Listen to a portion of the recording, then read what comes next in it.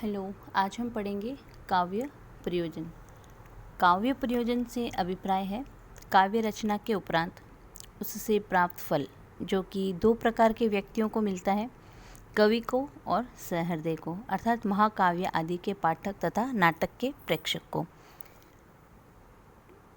संस्कृत के जो प्रख्यात काव्य शास्त्री हैं, उन्होंने काव्य प्रयोजन की अलग अलग परिभाषाएं दी है। जैसे भरत मुनि ने नाट्य जो काव्य है, नाट्य धर्म, यश और आयु का साधक है, हितकारक, बुद्धि का वर्धक, लोकोपदेशक होता है, उनके अनुसार काव्य प्रयोजन। भामह के अनुसार उत्तम काव्य की रचना धर्म, अर्थ, काम और मोक्ष रूप चारों पुरुषार्थों को तथा समस्त कलाओं में निपुणता को और प्रीति यानी आनंद तथा कीर्ति को उत्पन्न करती है। फिर भरत मुनि के अनुसार और भामह के अनुसार हमने देखा तो जो भामह के उपरांत प्राय सभी जो आचार्य थे, उनके सम्मुख इसी दिशा में संभवतः इन्हीं का आदर्श रहा था। जैसे वामन और भोजराज ने कीर्ति और प्रीति को काव्य प्रयोजन का है। रुद्रत ने उक्त पुरुषार्थ चतुष्टय मतलब चारों जो पुरुषार्थ हैं, उनके अतिरिक्त अनर्थ का उपशम, विपत्ति का निवारण, रोग से विमुक्ति तथा अभिमत वर की प्राप्ति, काव्य रचना के उपरांत प्राप्त जो फल होता है उसे काव्य प्रयोजन कहा जाता है। कुंतक के अनुसार चारों पुरुषार्थों के अतिरिक्त व्यवहार के औचित्य का ज्ञान, हृदय का आह्लाद अथवा अंतश चमत्कार। अग्नि पुराण में क्या कहा है काव्य प्रयोजन? मोक्ष को छोड़कर शेष तीन पुरुषार्थ जो है वो काव्य प्रयोजन है। तो काव्य हेतु काव्य रचना के कारण होते हैं और काव्य प्रयोजन जो होते हैं काव्य रचना के उपरांत जो प्राप्त फल होता है। यही दोनों में अंतर है कि काव्य हेतु में और काव्य प्रयोजन में क्या अंतर है कि काव्य हेतु जो होता है काव्य रचना के कारण होते हैं, काव्य हमने क्यों रचा उसका कारण होता है काव्य हेतु, और काव्य प्रयोजन काव्य रचना के उपरांत जो फल प्राप्ति होती है उसे काव्य प्रयोजन कहते हैं। तो काव्य का प्रयोजन है, पहला है यश और धन प्राप्ति, दूसरा है व्यवहार का ज्ञान, तीसरा रोग का नाश, चौथा तुरंत परम आनंद रसास्वाद की प्राप्ति, और छठा है कांता समित उपदेश। तो मम्मट ने उक्त 6 काव्य प्रयोजनों में से सद्य परनिर्वृत्ति अर्थात काव्य पठन अथवा नाटक प्रेक्षण के साथ साथ तुरंत परम आनंद रसास्वाद की प्राप्ति को काव्य का सर्वप्रथम प्रयोजन माना है।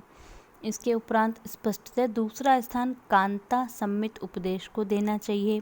काव्य द्वारा प्राप्त उपदेश भी प्रेयसी द्वारा किए गए उपदेश के समान मधुर एवं सहज मान्य होता है। इस संबंध में एक प्रश्न उत्पन्न होता है कि इन प्रयोजनों में से किन का अधिकारी कवि है और किन का सहृदय। स्पष्ट है कि यश, धन और रोग नाश का सीधा संबंध कवि के साथ है और व्यवहार ज्ञान तथा कांता सम्मित उपदेश का सीधा संबंध सहृदय के साथ। किंतु काव्यों के अध्ययन अध्यापन द्वारा कोई सहृदय यश और अर्थ की प्राप्ति कर सकते हैं और स्वनिर्मित ग्रंथों के द्वारा भी कोई कवि भी व्यवहार ज्ञान अथवा उपदेश ग्रहण करते रहते हैं। अतः सहृदय और कवि भी उक्त दो प्रयोजनों के अधिकारी उपचार द्वारा माने जा सकते हैं। तो यहाँ ध्यान देने योग्य बात यह है कि रोग नाश नामक जो प्रयोजन है, जैसे हनुमान बाहु की रचना से तुलसीदास को बाहुपीड़ा रोग से छुटकारा मिल गया, तो इस वैज्ञानिक युग में मान्य नहीं हो सकता। तो शेष बचा एक प्रयोजन रसास्वाद प्राप्ति। तो मम्मट के टीकाकारों के अनुसार सहृदय ही इसका भोक्ता है।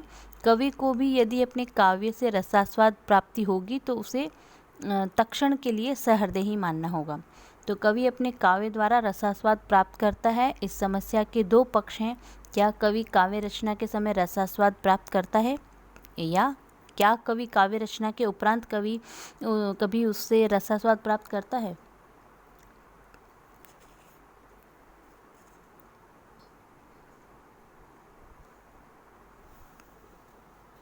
तो जो काव्य रचना करते समय जिन क्षणों में किसी प्रकार का चिंतन बाधा उपस्थित करता है तो उन क्षणों में रसास्वाद की श्रृंखला टूट जाती है, किंतु बाधा के दूर होते ही पुण्य जुट जाती है। तो वस्तुतः ठीक यही स्थिति सामान्य हृदय की भी होती है, जब उसे किसी रचना को पढ़ते समय उसके किसी विषय पर कुछ विचार करना पड़ता है।